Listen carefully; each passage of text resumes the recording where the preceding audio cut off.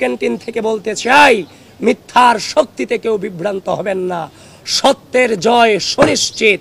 এবং আবারও বলছি, প্রিয় ঢাকা বিশ্ববিদ্যালয়ের শিক্ষার্থীবৃন্দ, ঝড় থাকুক, বৃষ্টি থাকুক, যত প্রতিকূল আবহাওয়া কিংবা পরিস্থিতি থাকুক, আগামীকাল সকল অপপ্রচারকারীদের জবাব আপনাদের ব্যালটের মধ্য দিয়ে দিতে হবে।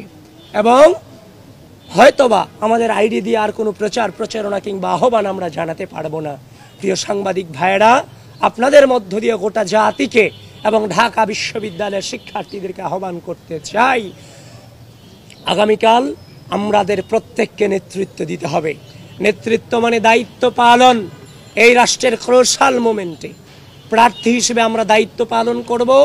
সাধারণ শিক্ষার্থী হিসেবে আপনার ভোটাধিকার যথাযথভাবে প্রয়োগের মধ্য দিয়ে আপনারাও দায়িত্ব পালন করবেন, এটুকুই আপনাদের কাছে আকুল নিবেদন। প্রত্যেকটা মুহূর্তে বাজে বাজে পরিস্থিতি অতিক্রম করেছি। স্বাধীন এই সার্বভৌম 5 আগস্ট পরবর্তী বাংলাদেশে আবারও সেই একই নোংরামির শিকার হতে হবে, সেটা সত্যিকার অর্থেই চরম বেদনাদায়ক, চরম বেদনাদায়ক।